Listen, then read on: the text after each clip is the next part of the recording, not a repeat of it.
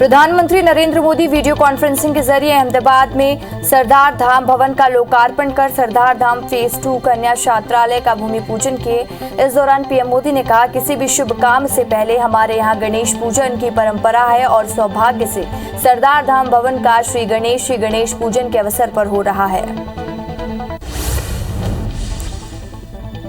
कार्यक्रम में पीएम मोदी ने कहा कि अमेरिका और के 9/11 हमला मानवता पर प्रहार के लिए जाना जाता है, लेकिन इसी तारीख ने पूरे विश्व को काफी कुछ सिखाया भी है। एक सदी पहले ये 11 सितंबर 1893 का ही दिन था जब शिकागो में विश्व धर्म संसद का आयोजन हुआ था। आज ही के दिन में स्वामी विवेकानंद ने दुनिया को भारत के मानवीय मूल्यों के परिचित कराया था और आज दुनिया में यह महसूस हो रहा है कि 9/11 जैसी त्रासदियों का स्थायी समाधान मानवता है कि इनके मूल्यों से ही होगा। भारत ने अफगानिस्तान में तालिबान की सरकार को मान्यता देने से इनकार कर दिया है। विदेश मंत्री एस जयशंकर ने साफ कर दिया है कि तालिबान की नई सरकार को एक व्यवस्था से ज्यादा कुछ नहीं मानते हैं और जयशंकर ने तालिबान सरकार में सभी वर्गों की कमी को चिंताजनक बताया। दिल्ली में भारत और ऑस्ट्रेलिया के बीच 2+2 मंत्री स्तरीय वार्ता हुई। इस दौरान भारत और ऑस्ट्रेलिया के बीच में चीन पर जमकर बरसे और हालांकि मीटिंग के बाद दोनों देशों के रक्षा और विदेश मंत्रियों ने चीन का नाम तो नहीं लिया, लेकिन इशारों में सब कुछ बयां कर दिया। मीडिया को संबोधित करते हुए रक्षा मंत्री राजनाथ सिंह ने कहा कि 2+2 वार्ता भारत और ऑस्ट्रेलिया की समग्र रणनीतिक साझेदारी को दर्शाती है। दोनों देशों के बीच स्वतंत्र, मुक्त और सम्मिलित और समृद्धिशाली इंडो पैसिफिक क्षेत्र की साझा दृष्टि पर आधारित है। दो लोकतंत्रों के रूप में पूरे क्षेत्र की शांति समृद्धि में हमारे समान हित है। गुजरात के सीएम विजय रूपाणी ने मुख्यमंत्री पद से इस्तीफा दे दिया है। उन्होंने राज्यपाल आचार्य देवव्रत को अपना इस्तीफा सौंपा। इस दौरान विजय रूपाणी ने कहा कि बीजेपी की परंपरा रही है कि समय समय के साथ साथ कार्यकर्ताओं के दायित्व भी बदलते रहते हैं। नया नेता चुनने के लिए भाजपा ने गांधीनगर में रविवार को विधायक दल की बैठक बुलाई है। इस मीटिंग में पहले गृह मंत्री अमित शाह अहमदाबाद पहुंचेंगे। इधर पार्टी विधायकों को भी अहमदाबाद पहुंचने के निर्देश दे दिए हैं। नए सीएम की रेस में मंत्री मनसुख मंडाविया, पुरुषोत्तम रुपाला, गुजरात के उप मुख्यमंत्री नितिन पटेल और गुजरात भाजपा के अध्यक्ष CR पाटिल के नाम शामिल हैं। यूपी में बीजेपी ने बूथ विजय अभियान का शुभारंभ किया है। इस दौरान भाजपा के राष्ट्रीय अध्यक्ष JP नड्डा ने कहा कि देश में पीएम नरेंद्र मोदी के नेतृत्व में जातिवाद, परिवारवाद और की राजनीति का अंत हुआ है। 2017 में हमने यूपी से जो भी वादे किए थे उसे पूरा करने का काम सीएम योगी की सरकार ने किया है। जनता के आशीर्वाद से यूपी में दोबारा बीजेपी की सरकार बनना तय है। करनाल में किसानों और सरकार के बीच गतिरोध खत्म हो गया है। दोनों पक्षों ने मिलकर समाधान निकाल लिया है। हरियाणा के करनाल में स्थानीय प्रशासन और किसान नेताओं की संयुक्त प्रेस वार्ता में अतिरिक्त मुख्य सचिव देवेंद्र सिंह ने बताया कि पूर्व SDM आयुष सिन्हा का इस दौरान छुट्टी पर रहेंगे। मनसुख हिरेन की हत्या की साजिश बर्खास्त पुलिस अधिकारी सचिन वाजे ने रची थी। NIA ने अपने चार्जशीट में बताया कि मनसुख की हत्या 4 लोगों ने मिलकर की थी, जिसमें आनंद जाधव, संतोष सेलार, मनीष सोनी और सतीश मोतीकुरी उर्फ टन्नी शामिल थे। मुंबई की निर्भया का इलाज के दौरान उसकी मौत हो गई। आरोपी ने रेप के बाद महिला के प्राइवेट पार्ट पर रॉड डाल दी थी, जिसके बाद पीड़िता को राजावाड़ी अस्पताल में भर्ती कराया गया। पुलिस ने आरोपी को अरेस्ट कर लिया है। प्रवर्तन निदेशालय यानी ED ने मनी लॉन्ड्रिंग और कोयला घोटाला मामले में TMC सांसद अभिषेक बनर्जी को तलब किया है। सूत्रों के मुताबिक पश्चिम बंगाल की मुख्यमंत्री ममता बनर्जी और उनके भतीजे TMC सांसद अभिषेक बनर्जी को 21 सितंबर को पेश होने को कहा गया है। मध्य प्रदेश में स्वास्थ्य मंत्री डॉक्टर प्रभुराम चौधरी ने प्रदेश में डेंगू की स्थिति नियंत्रण में होने का दावा किया है। कहा कि सामुदायिक स्वास्थ्य केंद्र व्यवस्था है और मंत्री प्रभुराम चौधरी ने कहा कि डेंगू के लार्वा को नष्ट करने के लिए अतिरिक्त सर्वे टीम का गठन किया गया है। ज्यादा से ज्यादा फॉगिंग की जा रही है। खरगोन जिला जेल में आदिवासी युवक की मौत के मामले में कांग्रेस जांच दल ने आज भोपाल में प्रेस कॉन्फ्रेंस की। कांग्रेस जांच दल के अध्यक्ष विजय लक्ष्मी साधो ने कहा कि जिस शख्स का कोई आपराधिक रिकॉर्ड नहीं है, पुलिस ने उसे 4 दिन तक थाने में जमकर पीटा। कांग्रेस ने मृतक के परिवार को 1 करोड़ रुपए की राहत राशि और मामले में सीबीआई जांच की मांग की है। मध्य प्रदेश की संस्कृति मंत्री उषा ठाकुर ने कांग्रेस पर जमकर निशाना साधा है। उन्होंने कहा है कि कांग्रेस आत्ममंथन और चिंतन करे। कांग्रेस की सत्ता का 65 साल इस बात का गवाह है कि उन्होंने देश के क्रांतिकारियों को बदनाम किया। एनसीईआरटी का पाठ्यक्रम उठाकर देखें, मध्य प्रदेश के पाठ्यक्रम पुस्तकों को देखें। हमारे महापुरुषों को आतंकवादी, हत्यारा और डकैत जैसे शब्द कहे गए हैं। छत्तीसगढ़ के पूर्व मुख्यमंत्री एवं भारतीय जनता पार्टी के राष्ट्रीय उपाध्यक्ष डॉक्टर रमन सिंह अपने विधानसभा क्षेत्र राजनांदगांव पहुंचे। यहां उन्होंने बीजेपी के पदाधिकारियों के साथ बैठक ली और 17 सितंबर को प्रधानमंत्री नरेंद्र मोदी के जन्मदिवस पर सेवा और समर्पण अभियान चलाने को लेकर कार्य योजना बनाई। मध्य प्रदेश के गृह मंत्री डॉक्टर नरोत्तम मिश्रा 2 दिवसीय प्रवास पर दतिया पहुंचे। उन्होंने अपने निवास पर ग्रामीणों की समस्याएं सुनी। इसके बाद गृह मंत्री ने मां पीताम्बरा मंदिर पहुंचकर मां बगुलामुखी के दर्शन किए और भगवान वनखंडेश्वर महादेव का जलाभिषेक किया। इसके बाद गृह मंत्री मत्स्य प्रशिक्षण कार्यक्रम में भी शामिल हुए।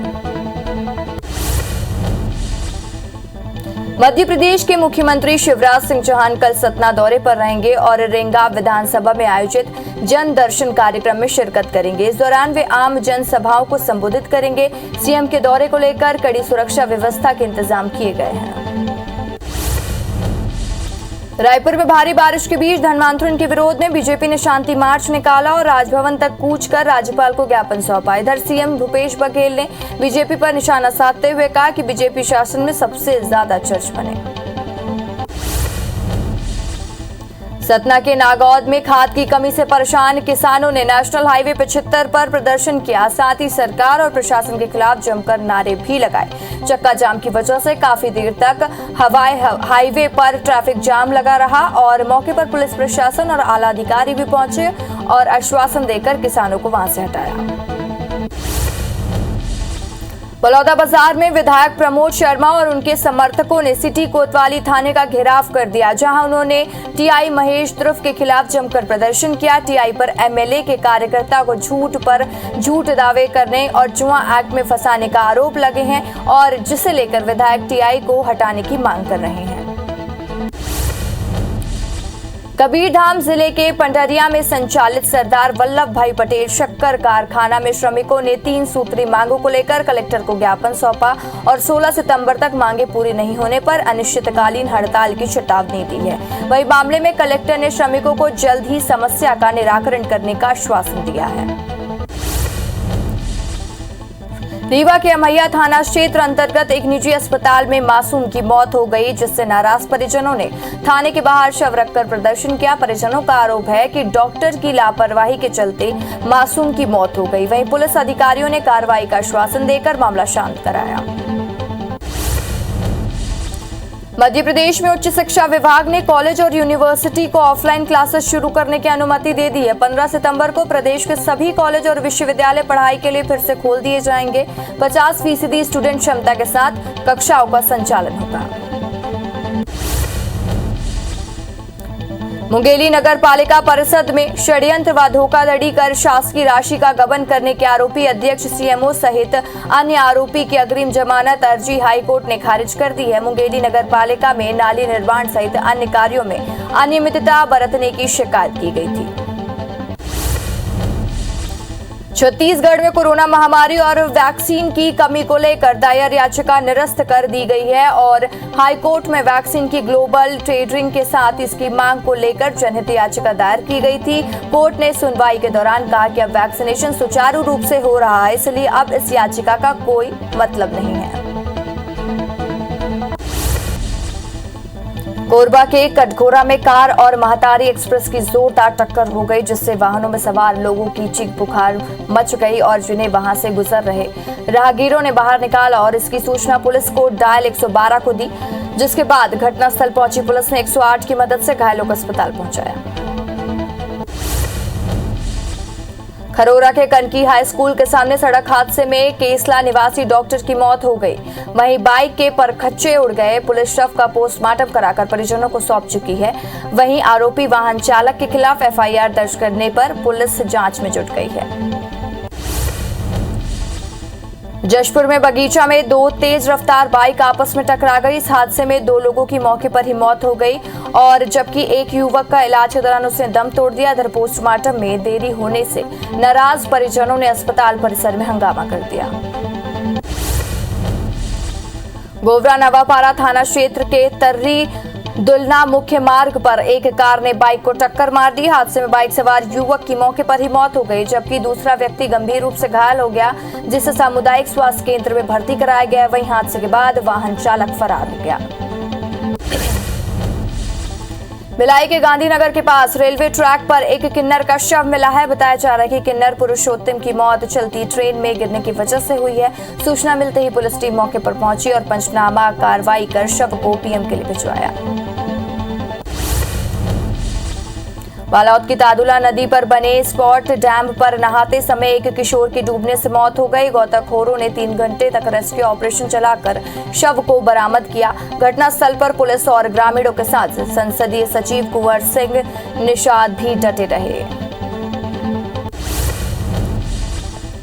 भिंड के जनौरा गांव में एक पति ने पत्नी की हत्या कर दी, शव को खेत में दफना दिया। बताया जा रहा है कि वारदात के दिन आरोपी ने पत्नी के कपड़े धोने के लिए कहा था लेकिन पत्नी ने मना कर दिया, जिससे आक्रोशित होकर आरोपी बंदूक की बट से पीट कर उसको मौत के घाट उतार दिया। फिलहाल पुलिस ने शव को बरामद कर आरोपी पति को गिरफ्तार कर लिया है।